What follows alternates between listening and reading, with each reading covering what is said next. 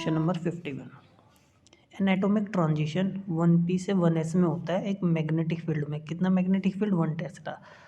तो क्वेश्चन कह रहा है हमारे पास एक एनर्जी स्टेट 1p है और एक एनर्जी स्टेट 1s है।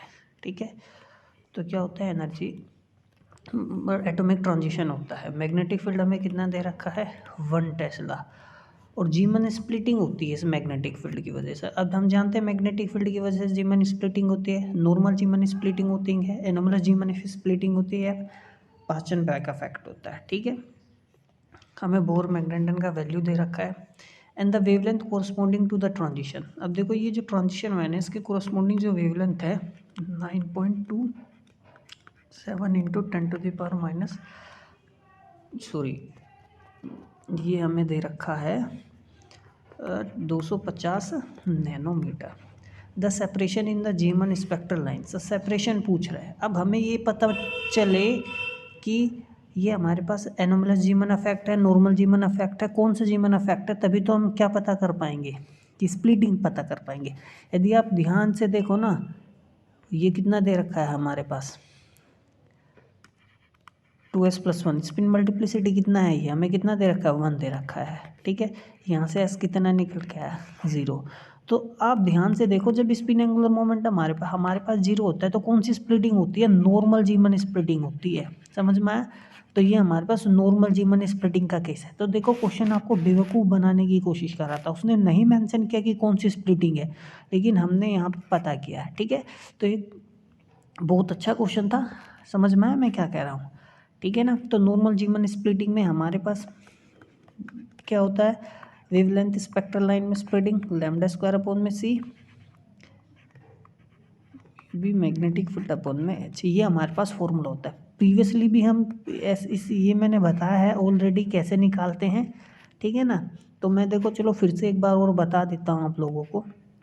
देखो हमारे पास नॉर्मल जीमन स्प्लिटिंग जो होता है, नॉर्मल जीमन स्प्लिटिंग, तो उसमें मैग्नेटिक फील्ड हमारे पास कितना, मैग्नेटिक फील्ड के कारण एनर्जी क्या आती है हमारे पास?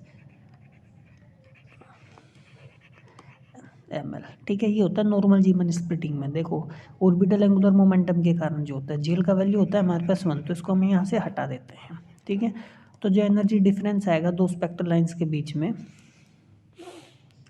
तो हमारे पास क्या हो जाएगा? ये आएगा सिंपली ये, क्योंकि जो डेल एम एल ये तो कांस्टेंट है। डेल एम एल हमारे पास, ये डेल एम एल जो होता है ना, वो क्या होता है? +-1 होता है, (0).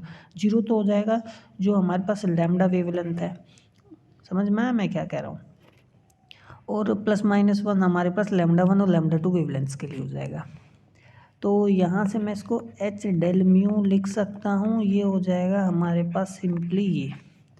तो यदि हमसे फ्रीक्वेंसी की टर्म्स में पूछे तो बहुत ज़्यादा आसान है, हमारा उत्तर हो जाएगा ये। फ्रीक्वेंसी की टर्म्स में यदि हमसे नॉर्मल जीमन स्प्लिटिंग पूछे, लेकिन यदि हमसे क्वेश्चन क्या करे, हमसे क्वेश्चन पूछे वेवलेंथ के टर्म्स में, तो हम जानते हैं म्यू क्या होता है? c/λ होता है। तो डेल म्यू कितना हो जाएगा हमारे पास? डेल म्यू हो जाएगा λ² डेल λ-1। ठीक है, तो -1 को हम इग्नोर कर देंगे, तो डेल लैम्डा हम यहाँ से निकाल देंगे, डेल² c म्यू भी अपॉन में h। ठीक है, ये डेल लैम्डा का वो डेल म्यू का वैल्यू यहाँ पे उठा के रखेंगे ना, तो डेल लैम्डा हमारे पास ये निकल के आएगा। यही फॉर्मूला मैंने आपको ऑलरेडी ऊपर बताया। तो जब आप इसको कैलकुलेट करोगे तो रफली जो हमारे पास आंसर आएगा ना, 0.03 नैनोमीटर के आसपास आएगा। लेकिन क्वेश्चन में यहाँ पे कहीं भी आपको 0.003 नैनोमीटर नहीं मिलेगा। ठीक है, तो हम क्या करेंगे? जो सबसे नज़दीक वाला आंसर होगा हमारा वो लगाएंगे। ठीक है, तो ये CSIR का ही क्वेश्चन था। तो बेसिकली बहुत सी मिस्टेक आती हैं, आप भली भांति इस चीज़ से परिचित होंगे। तो मिलते हैं अगले क्वेश्चन में, तब तक पढ़ते रहिए।